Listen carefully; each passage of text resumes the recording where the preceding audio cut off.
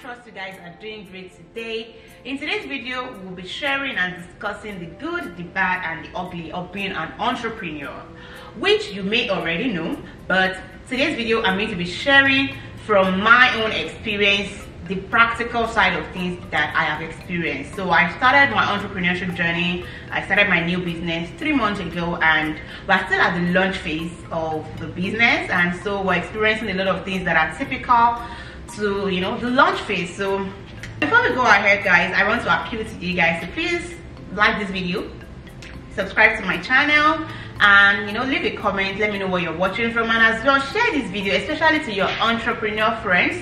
You know, you never know what they are going through, and guys, they are going through a lot, so they need you. So please share this video to them so that they know that they are not alone.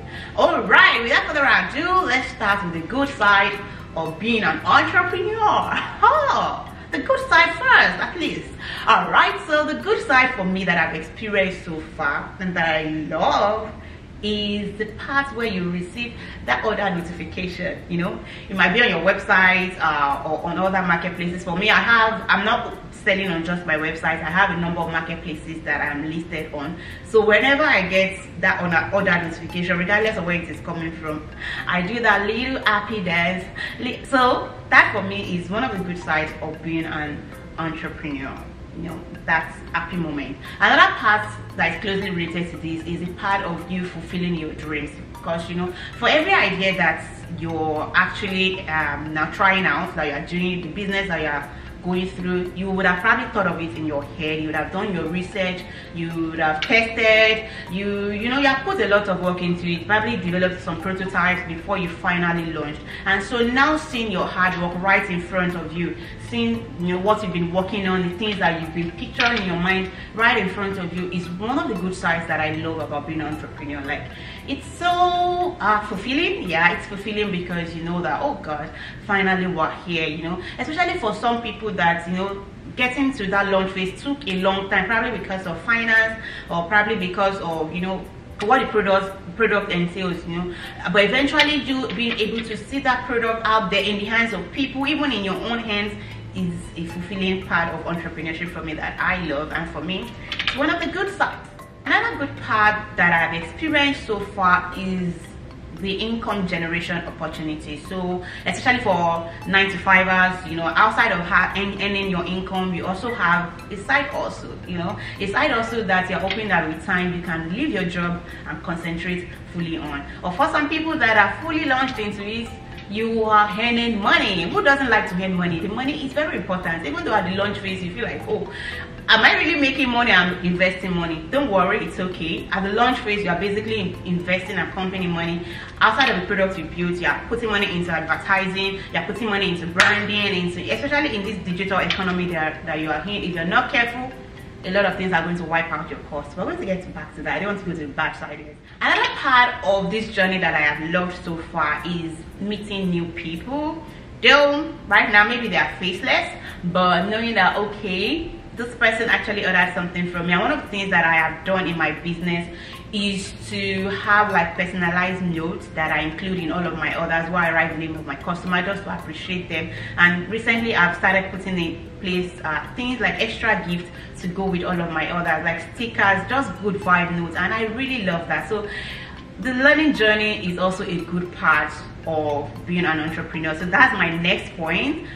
The learning opportunities that come with this journey, something that I love. Like, there are different strategies that come to your mind, you try them, they don't work, and you feel like, okay, maybe I should tweak it like this, maybe I should tweak it like this. So it's, you know, you're now the CEO, you're the creative director of your company, and so the failure, the good and the bad and the ugly, everything rests on you. And you know, if you know God, you are God.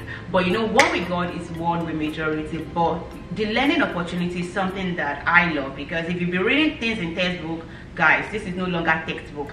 This is real life. So there's a lot of things that you have to change here and there. So that for me is also another good thing. However, now let's go to the bad side. And I think that the bad and the ugly, I'm just going to merge them together, because as for me, I'm not able to separate which one is bad, which one is ugly. I don't know, but we're going to look at them together. The first one on my list is a nightmare. And this is platform, will I call it misalignment? Especially if you are listed on several marketplaces like I am. I'm listed on Amazon, I'm listed on Etsy, on TikTok, on different marketplaces here and there outside of my website. So my website is currently hosted on Wix, and Wix has requirements in terms of how pictures should be, orientation. I feel like Wix is somehow intuitive, but I still have problems with the outlook of Wix, and the fact that Wix is not even compatible with other things. You have to get like third-party apps to do a lot of things. For instance, if you are shopping on the website, you would see when you view a product, you see underneath it a place that says customers also viewed, items people also view, things like that. To do that on Wix, you need to install an app. To sell on Facebook, you have to install an app. To sell on Instagram, you need to install an app on Wix. So it's a lot of issues. That aside, the other side is when you're listing on Amazon. Amazon has different requirements about pictures. Pictures that you've taken and then now you have to re-edit it.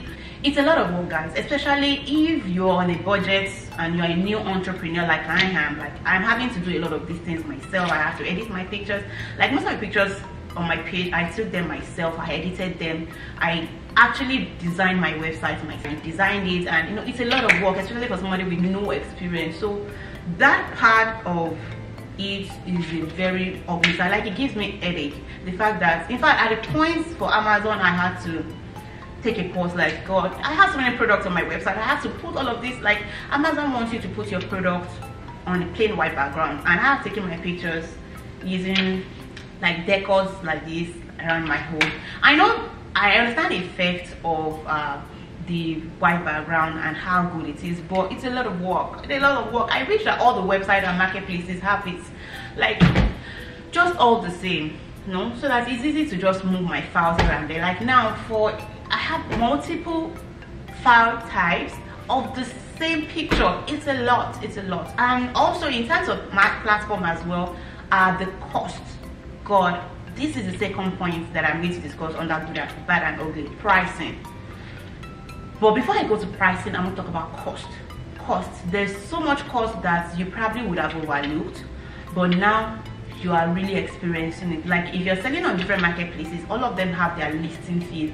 Outside of listing fees, there are processing fees that you have to pay per item of sales that you get. So it's a lot. And one thing I realized is that these costs, they quickly accumulate. I think in a separate video I'm going to discuss my strategies for managing costs and determining my pricing, so that you guys can also understand, because I feel like a lot of entrepreneurs, especially new entrepreneurs, tend to overlook this thing. Most people probably look at, oh, I bought this item at this price, then okay, let me just put the revenue or profit margin and this price. No, there are a lot of hidden costs that you need to take note of to the last decimal, so that you be sure that you are not just having cash flow, but you are having profits. So in terms of pricing, it's also a challenge. Like I mentioned, because of the cost that you have here and there, and this cost vary across platforms. Not just those costs, but also like cost of marketing, like advertising, branding, all of those things.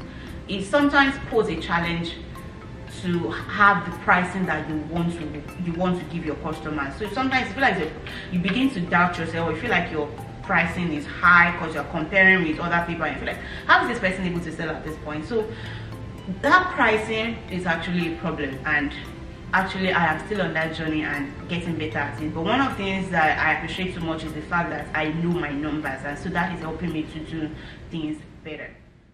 Another ugly and bad side of being an entrepreneur is understanding and eventually having effective advertising, especially for people. As an entrepreneur, you have your strengths in some areas and you have your strengths in other areas, but if you're on a budget, you try to figure things out, and it's actually how the learning opportunity comes.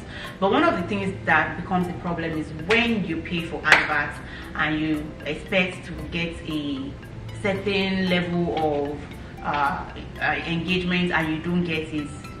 You try another strategy, somebody suggests this to you, try it, and you do that. You read different articles, and then it doesn't work, and then you're like, oh God, what do you do? So that alone is a headache that you always have to deal with. But it's also a learning opportunity. When you try something, it doesn't work, you try something else, and sometimes it might just be you tweaking a little thing, and sometimes it might even be you posting at the right time, or you know, especially for people that are selling virtually and not having a physical store. Because of this, sometimes I feel like having a physical store sometimes helps, because you know, you're able to connect with your customers. The customers can see what they're buying, and then they are more trusting, and so because of that, you can have more sales. Unlike selling online, a lot of people look at it and they are doubtful, like, oh, is this real, and you know, all of that. But all in all, there's also a positive side to it, that your brand is out there. A lot of people are getting to see it. That's the positive side of the advertising.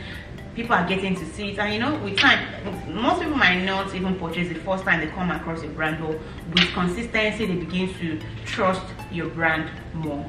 Another ugly side of this journey that I am dealing with is balancing work, life, and this business. It's a lot, guys. I know a lot of people, I know that a number of people have reached out to me to ask me, how do you balance things? How do you do it?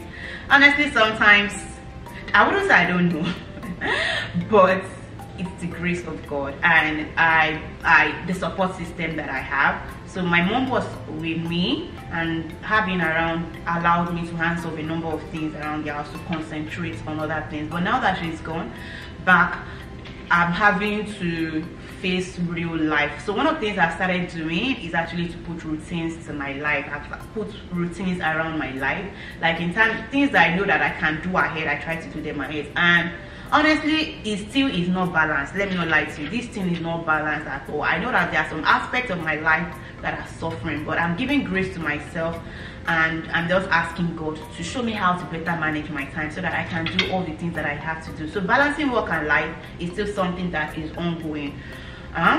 But the ones I can manage, I am managing it. And so in terms of that, something else is suffering, and this is the other ugly side of being an entrepreneur, because you tend to work long hours.